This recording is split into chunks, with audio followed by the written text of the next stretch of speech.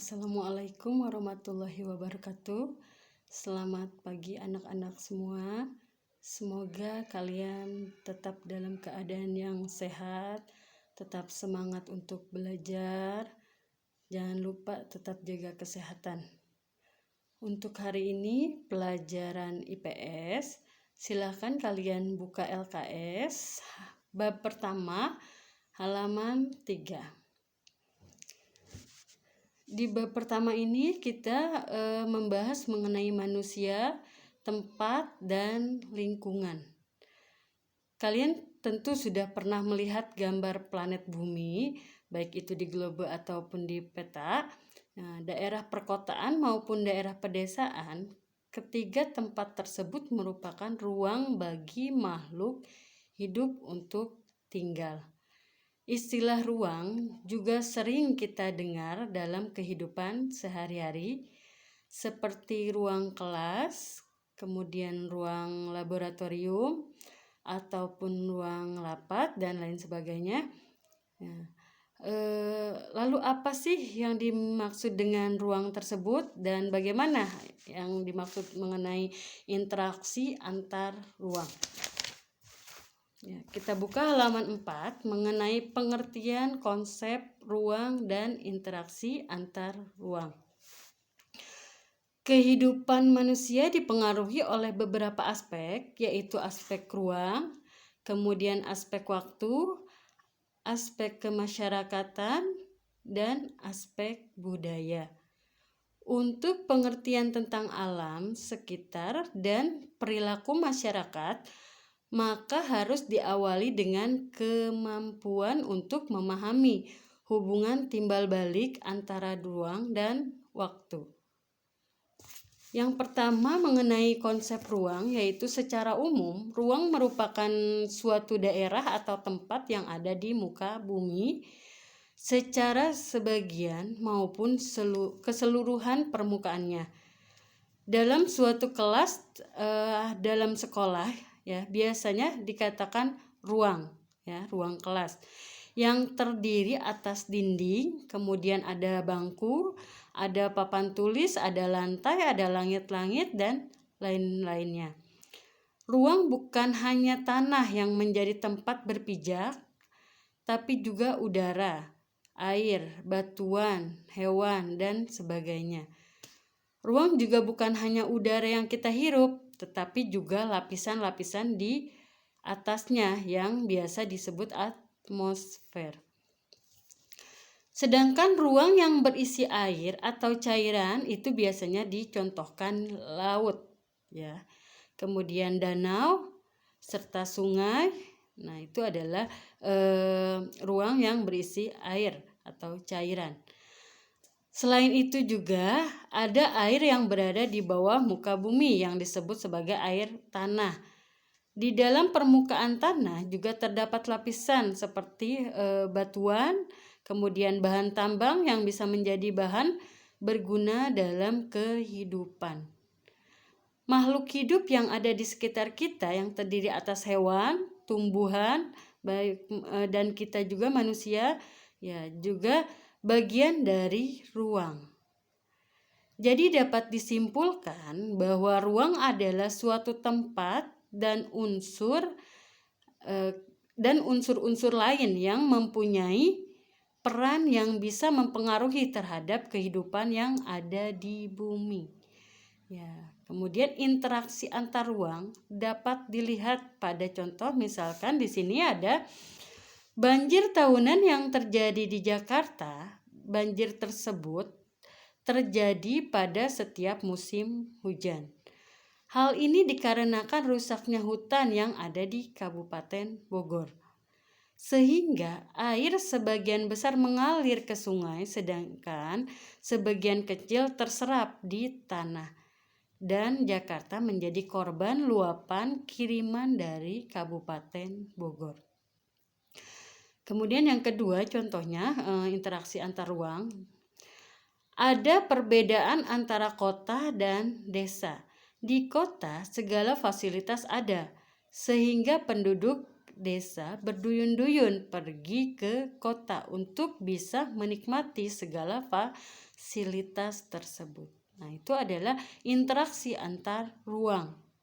Nah, contohnya, dari dua contoh tersebut dapat disimpulkan yaitu ada aspek ruang antara Jakarta dan Bogor dan aspek waktu yaitu ketika musim hujan yang menyebabkan banjir di Jakarta. Kemudian di contoh yang kedua adanya perbedaan ruang yang lebih menguntungkan antara di kota dan di desa, yaitu sehingga dalam waktu tertentu masyarakat desa akan pergi ke kota untuk menikmati fasilitas yang lengkap di kota. Nah, itu adalah interaksi antar ruang dan dari dua contohnya ada beberapa aspek, yaitu aspek antara ruang dan waktu yang telah dicontohkan. Interaksi antar ruang adalah konsep yang memberikan gambaran mengenai adanya kondisi saling mempengaruhi dan ketergantungan antara komponen ruang muka bumi, baik antara faktor alami yaitu faktor alam dengan manusia, alam dengan kondisi sosial budaya, maupun antar faktor sosial. Nah, itu mengenai konsep ruang dan interaksi antar ruang. Kemudian dibuka kembali halaman 6. Di halaman 6 ada letak dan luas Indonesia. Untuk memahami sebuah lokasi biasanya kita hanya perlu melihat di peta. Di dalam peta terdapat komponen-komponen yang menjelaskan tentang peta tersebut. Ya, contohnya yaitu nomor yang pertama kita memahami lokasi melalui peta. Peta adalah gambaran permukaan bumi pada bidang datar yang dibuat dengan skala tertentu dan menggunakan simbol-simbol. Gambaran pada peta merupakan gambaran permukaan bumi yang dilihat dari atas. Peta dibuat berdasarkan pengukuran di lapangan, foto udara, dan citra satelit. Orang yang ahli membuat peta disebut kartografer. Nah, itu adalah orang yang ahli untuk membuat peta. Ya, sedangkan ilmu yang mempelajari peta disebut kartografi. Peta terdiri atas beberapa komponen yang disusun sehingga menjadi sebuah peta. Yang pertama adalah judul peta. Peta pasti ada judul petanya ya. Untuk daerahnya apakah seluruh Indonesia ataupun hanya bagian wilayah tertentu di Indonesia, pasti ada judulnya ya. Contohnya sebuah judul peta ada peta penggunaan lahan di Indonesia, itu ada juga berarti berisi tentang penggunaan lahan yang ada di Indonesia. Kemudian selain judul ada skala ya. Skala itu dibuat untuk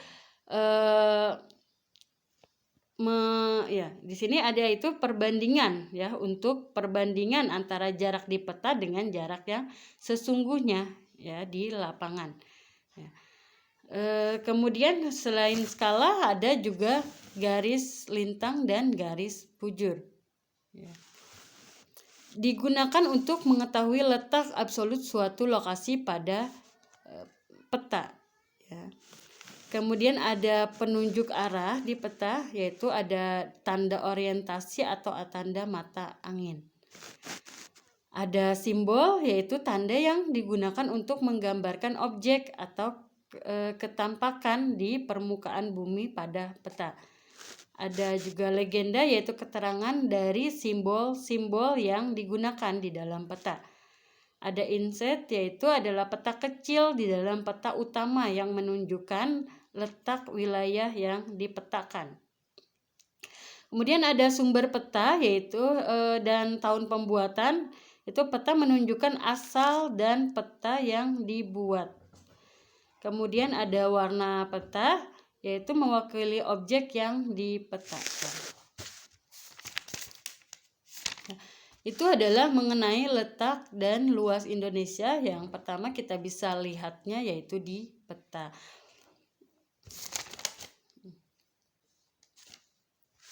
Kemudian letak dan luas Indonesia, letak secara geografis Indonesia itu kalian bisa lihat di halaman 8. Letak geografis adalah letak suatu negara di permukaan bumi. Secara geografis, Indonesia terletak di antara dua benua dan dua samudra. Wilayah Indonesia terletak pada posisi yang sangat strategis dan menguntungkan karena beberapa alasan.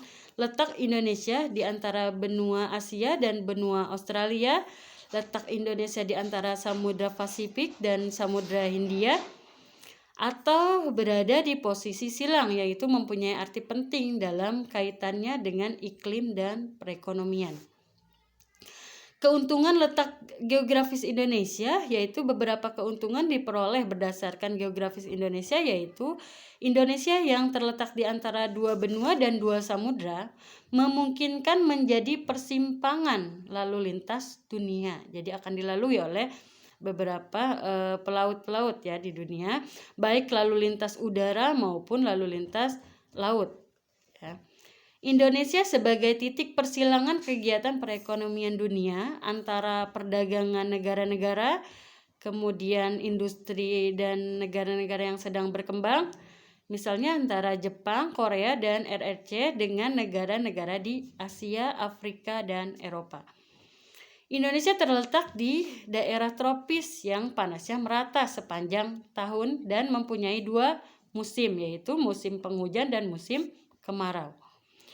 Indonesia terletak di antara benua besar, menyebabkan Indonesia memiliki iklim yang bergantian setiap 6 bulan sekali. Perbatasan Indonesia, wilayah Indonesia berbatasan dengan sejumlah negara. Batas-batas Indonesia dengan wilayah-wilayah lain yaitu contohnya di sebelah utara kita berbatasan dengan Malaysia, Singapura, Pulau Palau, kemudian Filipina, dan Laut Cina Selatan. Sebelah selatan Indonesia berbatasan dengan Timur Leste, Australia, dan Samudra Hindia. Sebelah barat Indonesia berbatasan dengan Samudra Hindia, dan sebelah timur Indonesia berbatasan dengan Papua Nugini dan Samudra Pasifik. Nah, itu adalah perbatasan Indonesia. Dan luas Indonesia, sebagai negara kepulauan, Indonesia memiliki banyak kepulauan yang luasnya berbeda-beda. Beberapa pulau besar diantaranya Kalimantan, kemudian Sumatera, Papua, Sulawesi, kemudian Jawa, Bali, dan Nusa Tenggara, serta Maluku. Itu pulau-pulau yang ada di Indonesia. Ya, kalian bisa lihat luasnya di situ, berapa kilometer persegi, bisa dilihat. Nah, itu adalah letak dan luas Indonesia. Ya. Kemudian kondisi alam Indonesia, keadaan alam Indonesia meliputi beberapa fisik wilayah serta keadaan flora dan fauna. Ya.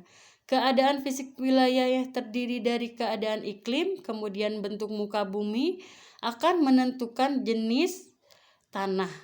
Keadaan flora dan fauna terkait jenis keragaman yang ada di daerah persebarannya.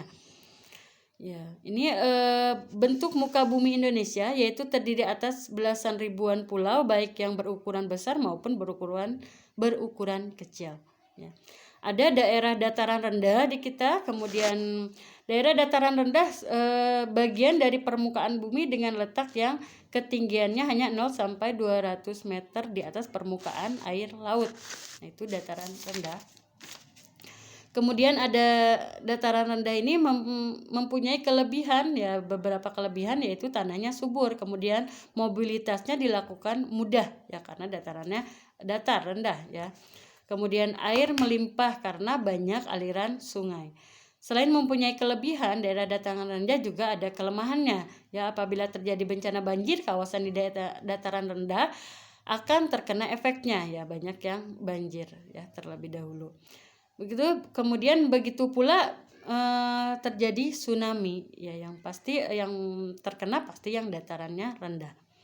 Terdapat polusi karena banyaknya pemukiman penduduk di dataran rendah.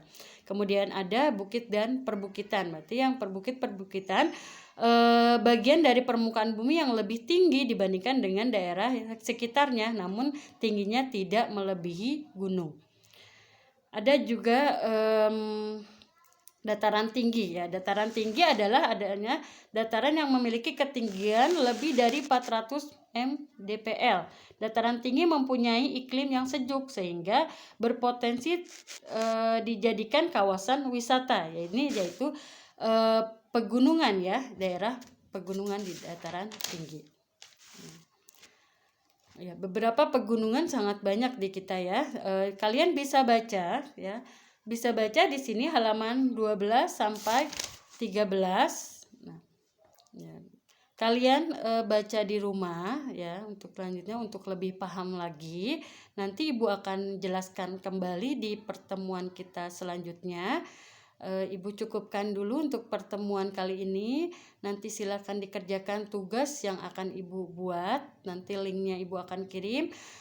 Tetap semangat untuk belajar, selalu patuhi protokol kesehatan juga ya, jangan banyak main ya, supaya kalian tetap sehat untuk di rumah. Terima kasih. Wassalamualaikum warahmatullahi wabarakatuh.